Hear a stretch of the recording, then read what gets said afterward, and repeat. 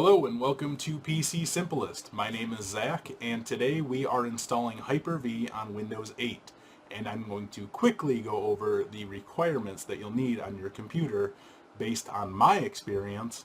So let's go ahead and get this started. You'll need a 64-bit processor and you'll probably want at least 2.5 to 3 gigahertz processor just to be on the safe side, I think. You'll also need at least 2 gigs of RAM. And you could get by with about 32 gigs or so of hard drive space, but I would round that off to 40. That way you can play with it and not have to worry about space. So those are the requirements that you need. Let's see what else we need to do to get it installed. So the first thing that we need to do is go to Settings and then Control Panel. And from there we can click on Programs. And under here we're going to look for Turn Windows Features On or Off. And once we click on that, it's going to propagate some things here. And within the first four you should see Hyper-V. And by default it's not going to be checked. So what we're going to do is just go ahead and check this. And it has a couple different roles and stuff underneath this of different things that it has here. So we see, Hyper-V management tools, the GUI management tools, and module for Windows PowerShell, and the Hyper-V platform.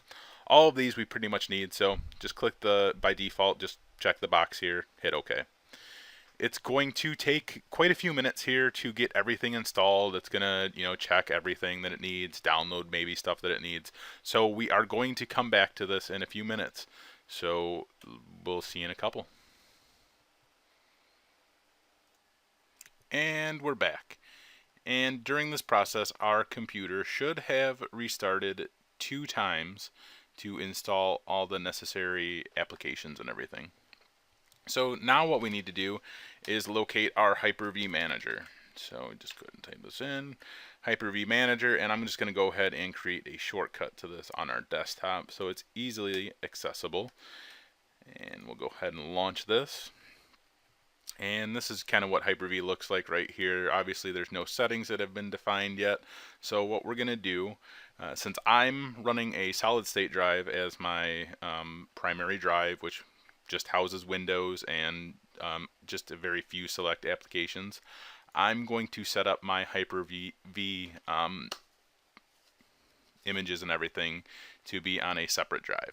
So what we're going to do is go to Action and Hyper-V Settings, and you'll see here Virtual Hard Disks, and you can see specify the default folder to store virtual hard disk files. Well, that's on C. I don't want that on C. So I'm going to browse, and I think I know it was G.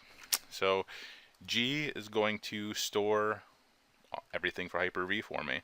It's just a small little partition that I had made and I wasn't using it. So anyway, we're going to go ahead and click New Folder. I'm going to name this Hyper-V, hit OK, and we're going to select Folder. The next thing is virtual machines. Specify the default folder to store virtual machine configuration files. Again, I really don't like to have anything that's not necessary on my C drive, so when I load Hyper-V it's just going to pull this up anyway. Not that these files are going to be very massive anyway, but I'm going to keep everything in the same location, and I'm going to name this one Hyper-V config files. That way I have it, select folder, and we're good. I'm going to hit apply and then OK.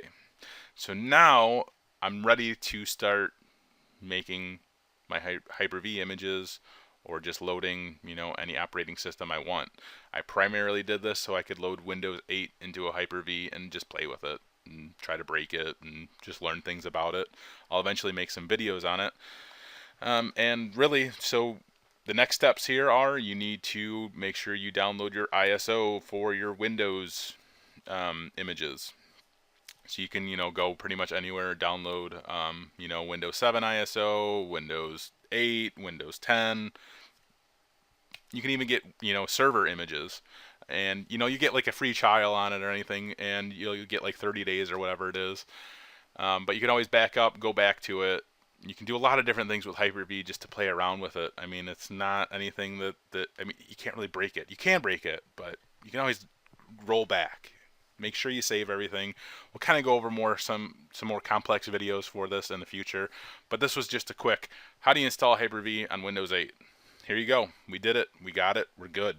Hope you enjoy. Leave a comment. Thanks. Have a great day.